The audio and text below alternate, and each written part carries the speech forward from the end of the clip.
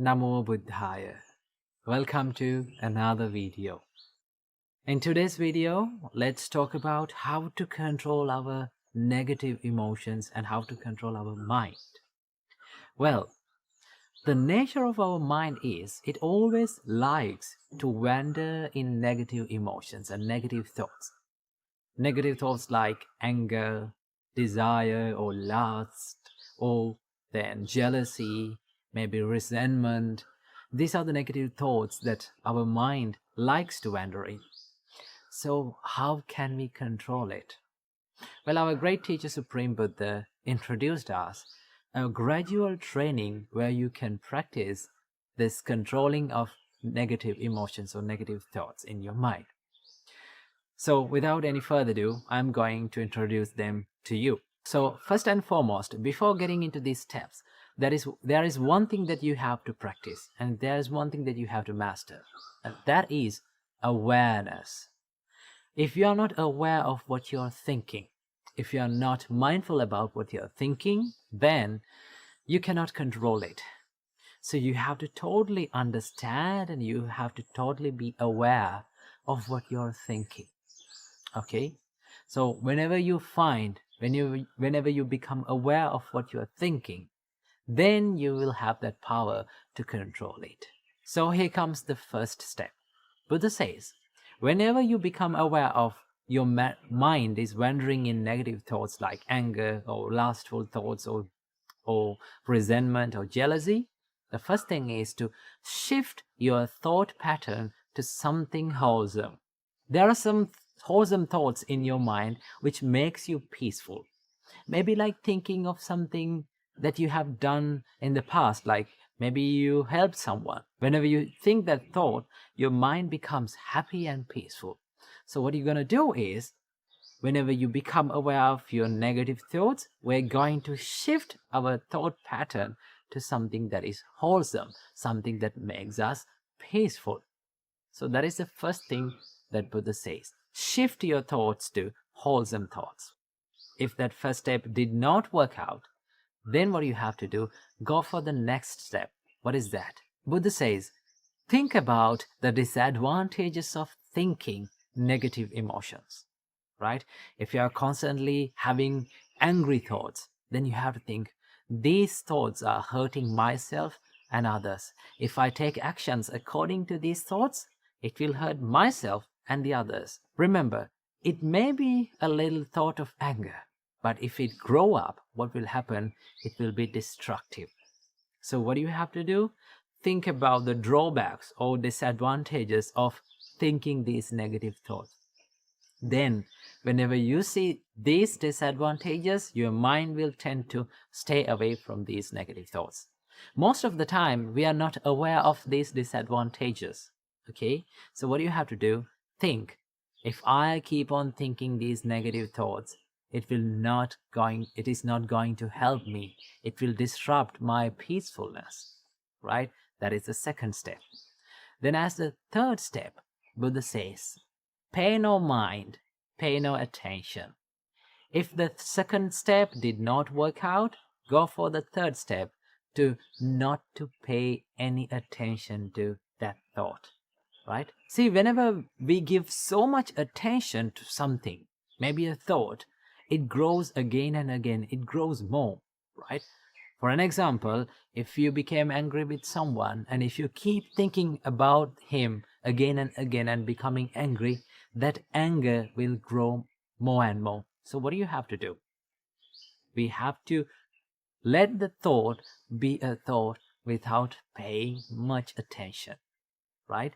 When you just stay away from giving attention, then it will fade away from your mind. It's something like this. Have you seen little babies, when they fall down, they start to cry, right? If the parent or the mother or father see that it is not a big deal of falling, if mother or father did not give any attention to that baby, what does he do? He just don't care about that. He will stop crying. Same thing goes with our mind. If we did not pay any attention to that thought, right? If we did not care about that thought and just let it go and let it pass away from our mind, then it will fade away. That is one way of doing that. If the third step did not work for you, then the Buddha says, go for the fourth step to relax your thought process, right? Now remember, when you think negative thoughts, your mind becomes so much busy, so much rough and distracted. So what you're going to do is, you're thinking, why am I thinking these distractive thoughts, these negative thoughts that are making me so much busy and making me distracted, right? So what you're going to do is, you're relaxing your thought process to something very soft and subtle. Maybe like loving kindness, maybe like compassion, right? Maybe like gratefulness. When you think those thoughts, when you think more positive thoughts, your mind or your thought process becomes so much relaxed. And then if the fourth step did not work for you, then it comes the final step. This is something that we have to do with a great care. I do not recommend for everyone to do this. This should be done with a great experience and a good practice, right? And that is to crush your thought with awareness, right? You have to be totally aware of your thinking pattern and have a good determination to your mind that I'm not going to think these negative thoughts, right? But this should not be done by everyone, right? Some may be not good at this, right? If you keep on becoming aware and if you keep on forcing this mind, it will grow more and more these negative thoughts. So if all those 4 steps did not work for you, then you have to go for the final step, right? So it is much better to practice these 4 thoughts before doing the final one. Okay, so practice these things. When you practice, you will feel and you will understand that your negative emotions are fading away little by little. Remember, this is not going to happen overnight. It will take a long time to do this, but you have to keep on practicing, keep on doing it, make it a habit, and then you will become a master of it. So practice this practice and make your mind a place where free from negative thoughts. Namo Buddhaya. Namo Buddhaya. Welcome to another video. In today's video, let's talk about how to control these emotions of anger. Well, anger itself is a natural human emotion. We all feel angry. But if we do not know how to control this emotion, if we do not know how to deal with anger, sometimes it can be destructive. And if we let that anger to control over our life, we will get into lots of troubles. So today, I'm going to introduce you a little practice that you can practice in your practical life to deal with this emotion. Well, first of all, I have to remember, none of these practices are easy. In fact, nothing in life that brings us the happiness, that brings the peacefulness to your life is not an easy task. It is a difficult one. Though it is difficult, we cannot abandon it because we like to be happy and we like to be peaceful in our life. So that is why Buddha said that everything that brings the happiness to your life is a difficult task. So what are the things that we can do to deal with these emotions of anger? Well, the first and the foremost thing that you can do to deal with these emotions is to acknowledge that your thoughts are in anger. If you don't know your thoughts are in anger, you cannot deal with it. So this includes the mindfulness, right? Whenever you are about to get angry, whenever you feel that you are triggered by this anger, just ask this question: what am I thinking now? In which mode my thoughts are in now, right? Whenever you ask that question and whenever you answer it, you can find, oh, I'm about to get angry now. Now my thoughts are in anger. That is the first step, to know that you are angry. Then it comes to the second step, right? So in this second step, if you look at this, if I ask a question from you, whenever you feel angry, imagine a situation that you have felt angry about something or someone, right? How your breathing pattern works. How our breathing pattern changes when we feel angry. It speeds up and we take short breaths, right? So that gives the sign to our body, that gives the message to our body that now you're ready for getting angry. You're breathing heavily, we are breathing in short periods, and we are breathing speedily. So the first thing that you can do is to slow down your breathing pattern. Take a deep breath in and let it out. Take another deep breath in and let it out. Slowing down the breathing pattern will help you to calm your body and calm your mind, right? Whenever we feel calm and when we are about to take a rest, what is the thing that we do? For an example, after a long day of work, when you come home and after having a good shower, if you fell on the couch, right? If you fell on the bed, what is the first thing that you do? You take a deep breath in and let it out. That is the thing that you do. That means you are giving the signal to your body that you are about to get calm or to have a rest. So the thing that we have to do, whenever we feel angry, whenever we feel we panicked, just give the message to your body that be calm by taking 2 to 3 deep breaths in and out, right? So breathing can help you a lot. Then as the third step, now you're a little bit peaceful and calming. Now you can wisely reflect on your thought pattern.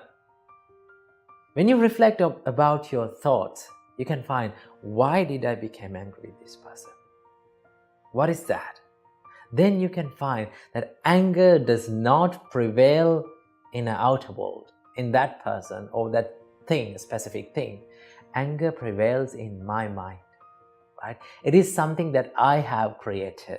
Whenever you come to a situation that you are triggered to be angry, you come up with these two choices, either to react with negativity or to respond with positivity. That is up to you, right? And your experiences and your good and bad experiences depends on these choices that you make. So you totally have the power and you totally have the privilege to respond with positivity, right? So you have to believe in patience for that. Remember, there is nothing in this world, there is no problem in this world that has been solved with anger. That is why Buddha said, anger does not cease by anger, or hatred does not cease by hatred. Hatred is ceased by love and kindness only. So you have to believe in patience and compassion and forgiveness. That is the way that you are going to solve the problem, right? Though you react in anger, though you yell out or scream or take actions with anger, that is not going to help. That is not going to solve the problem. It will make the problem even more worse. I have seen lots of people who could not control their anger for a split second. Just because they could not control their anger for a split second, now they are regretting for their whole life. So remember, anger is not going to help you.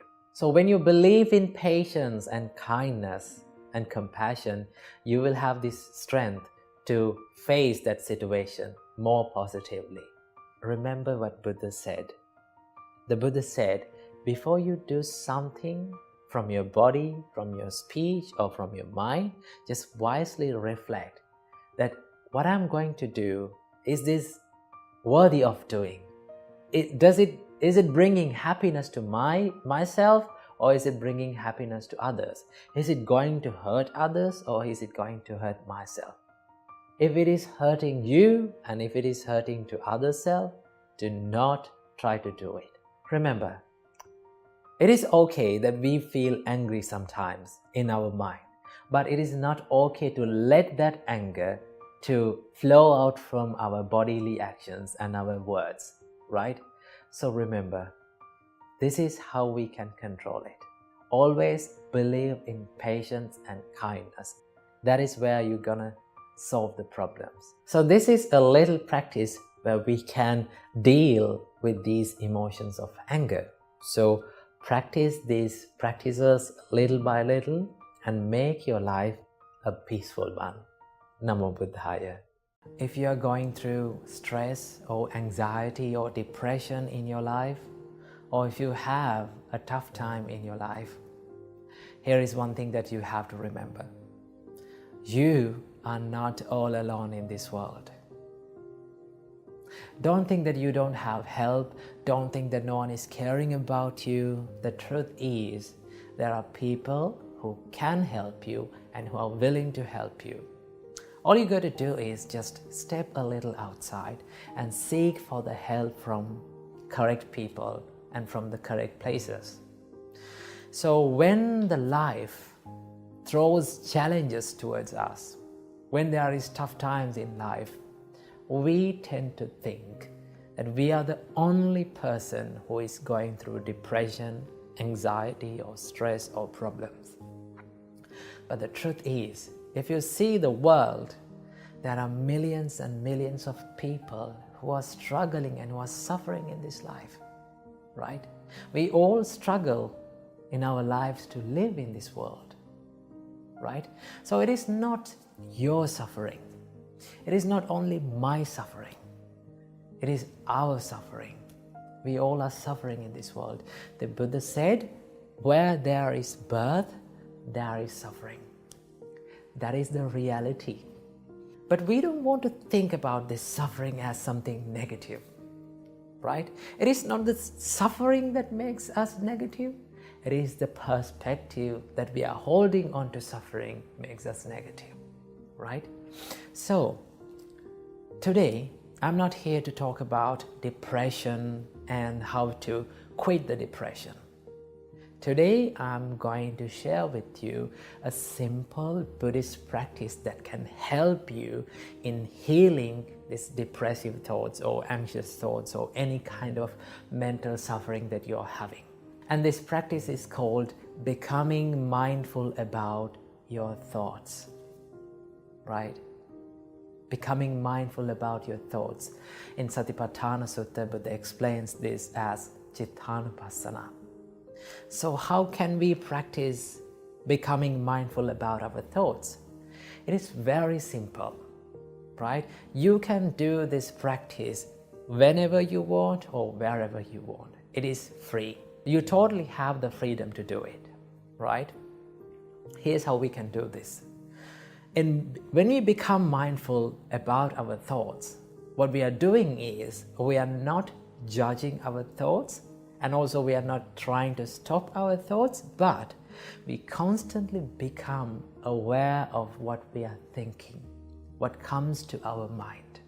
So all you got to do is you can sit down, or you can do this while walking, while traveling in the bus, or wherever you want.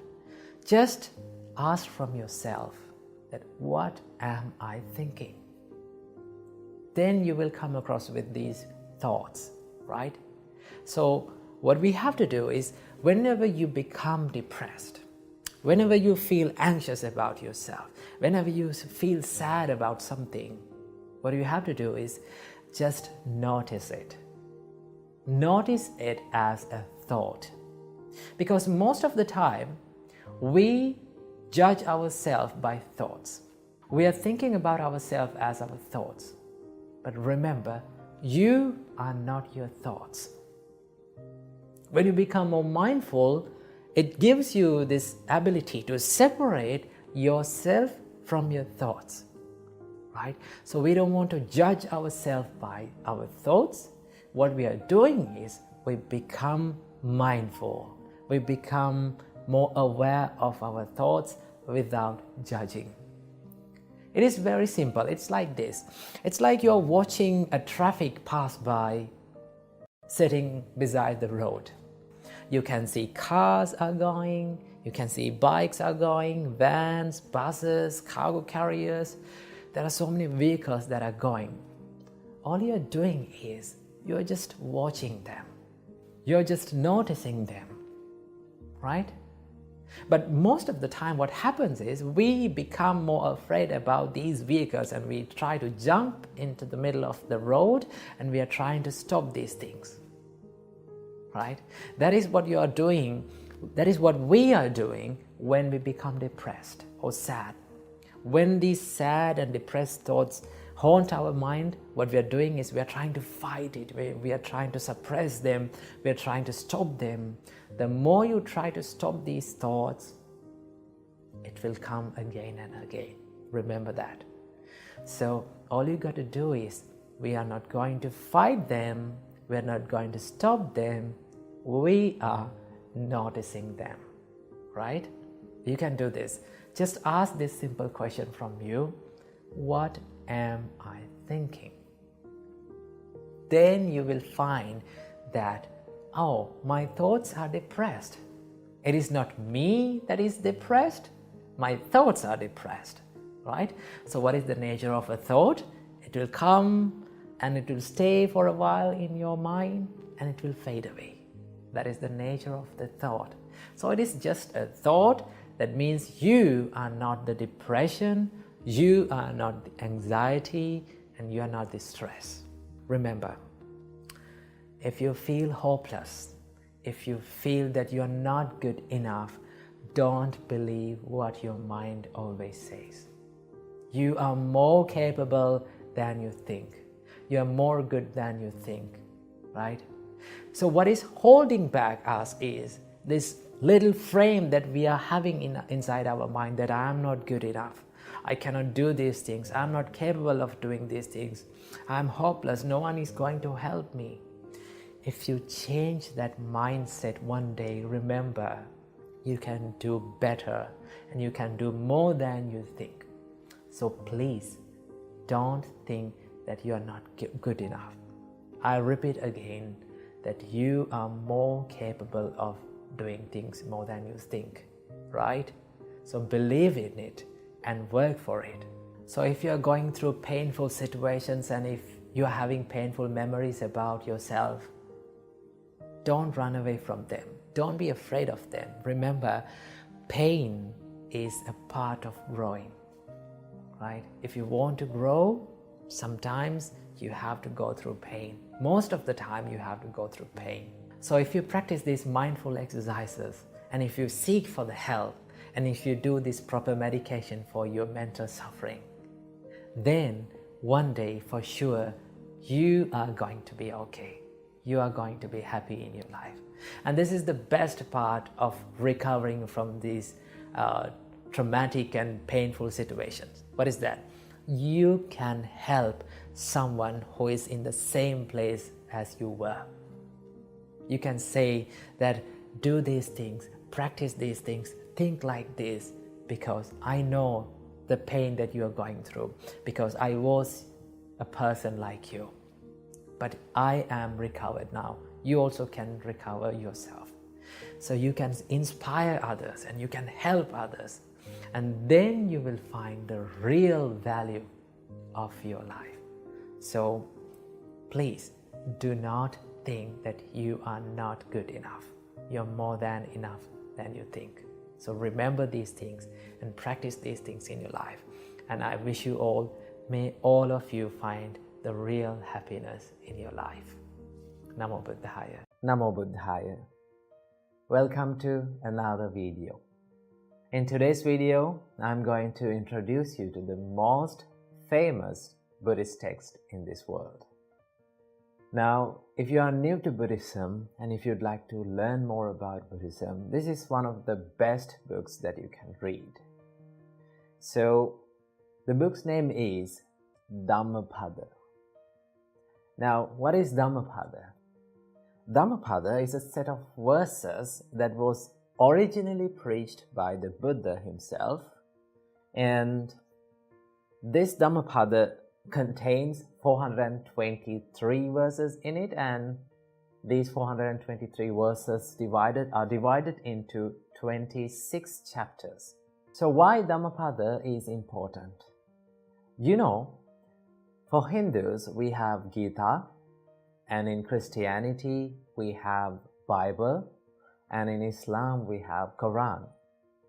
Same like that, to the Buddhist world we have Dhammapada. Now Dhammapada is not the only text that we have to learn Buddhism. There are many texts, but this is called as the handbook of Buddhists. Why it is called as handbook of Buddhists? If you went through 2-3 random pages and if you read on 2-3 verses, you can learn many life advices. You can learn many Dhamma facts about life. So that is why it is called the handbook of Buddhists.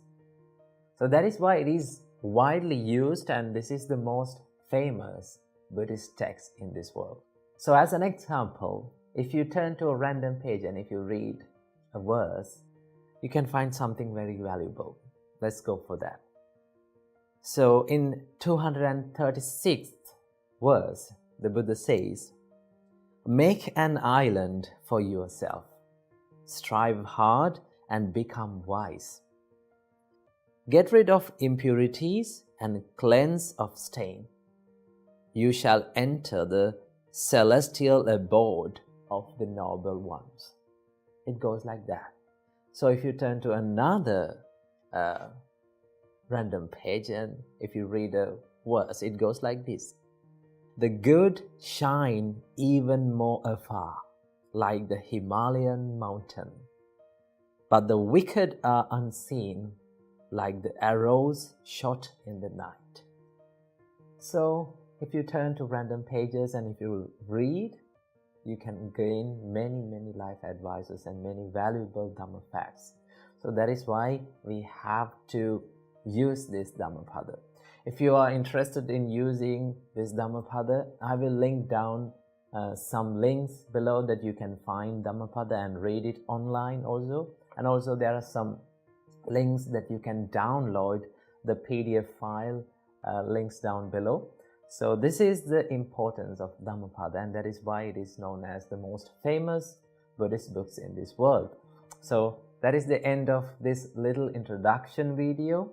So I hope you found something very valuable to your life. So practice Dhamma and practice good deeds. So I wish you all, may all of you be well and happy forever. Namo Buddhaya.